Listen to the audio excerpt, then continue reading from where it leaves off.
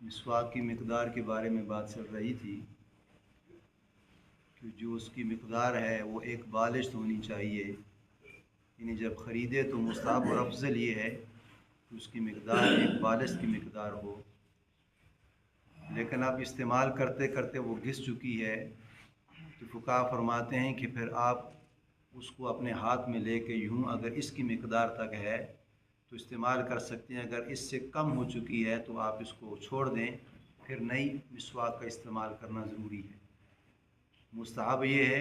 کہ مقدار اس کی لمبائی کے لحاظ سے بالشت ہو، لیکن اگر استعمال کرتے کرتے اس مقدار تک رہ چکی ہے تو فقہا فرماتے ہیں کہ اب اس کو چھوڑ دے، اب نئی مسواک کو استعمال کر لیں۔ اب دوسرا مسئلہ یہ ہے کہ بعض لوگوں کے ذہن میں الجھنیں بھی ہیں اور بعض سنی سنائی باتیں یہ ہیں کہ اس کو آیا دفنانا چاہیے یا پھینکنا چاہیے، کیا ہے؟ تو فقہا فرماتے ہیں کہ اگر پھینک دو لیکن ایسی جگہ کہ جو پاک جگہ ہو تاکہ اس کی بے حرمتی نہ ہو، اس لیے کہ مسواک کرنا سنت ہے، اور یہ جو سنت ہے نبی علیہ السلام نے فرمایا کہ یہ صرف اس نبی کی سنت نہیں ہے بلکہ تمام انبیاء علیہ السلام کی یہ سنت ہے۔ تو اس کو پھینکنا چاہیے بھی لیکن اس کو کسی پاک جگہ پر، لیکن بعض لوگ کہتے ہیں کہ نہیں اس کو دفنانا چاہیے، تو یہ دفنانا اس کے لیے کوئی ضروری نہیں ہے بلکہ پاک جگہ پہ آپ اس کو چھوڑ سکتے ہیں۔ اور تیسرا مسئلہ یہ ہے کہ یہ بھی الجھن والا ہے کہ بعض کہتے ہیں کہ اب مسواک کو استعمال کر کے رکھنا کس طرح ہے، اس کو کھڑی رکھنا چاہیے یا لٹا کے رکھنا چاہیے؟ تو بعض لوگ کہتے ہیں کہ اس کو لٹانا اس طرح نہیں رکھنا چاہیے، جب اس طرح رکھیں گے تو یہ مسواک بد دعا دے گی۔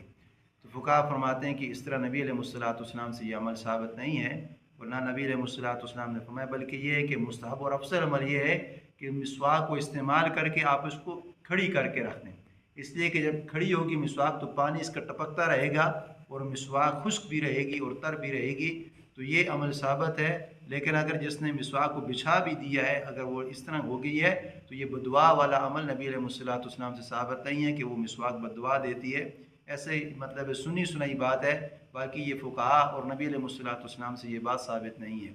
اور تیسرا مسئلہ یہ ہے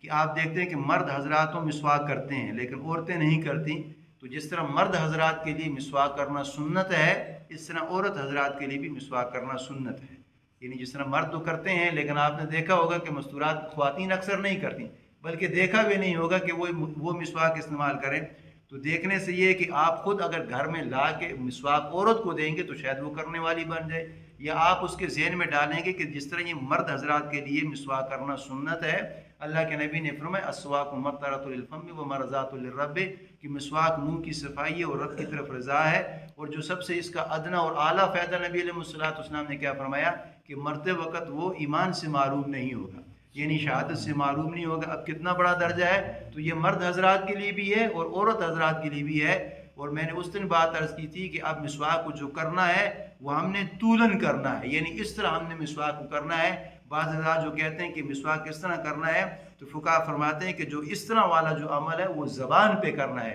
یعنی پہلے آپ نے دائیں حصے کو پہلے دانتوں سے اس طرح کرنا ہے، استعمال کرنا ہے، پھر نیچے والے دانتوں کو استعمال کرنا ہے، پھر بائیں جانب والے اوپر دانتوں کو اس طرح استعمال کرنا ہے، پھر نیچے والے جانب کو استعمال کرنا ہے، پھر زبان کا جو مسئلہ آ گیا، جو زبان ہے زبان پہ فقہا فرماتے ہیں کہ آپ نے زبان پہ عرضاً استعمال کرنا ہے، یعنی ہم نے دانتوں پہ استعمال اس طرح نہیں کرنا بلکہ زبان پہ ہم نے مسواک کو آہستہ آہستہ رگڑنا ہے، یعنی بہت ترچھا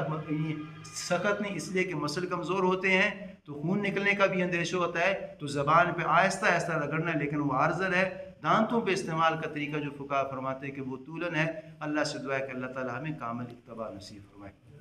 اللہم انت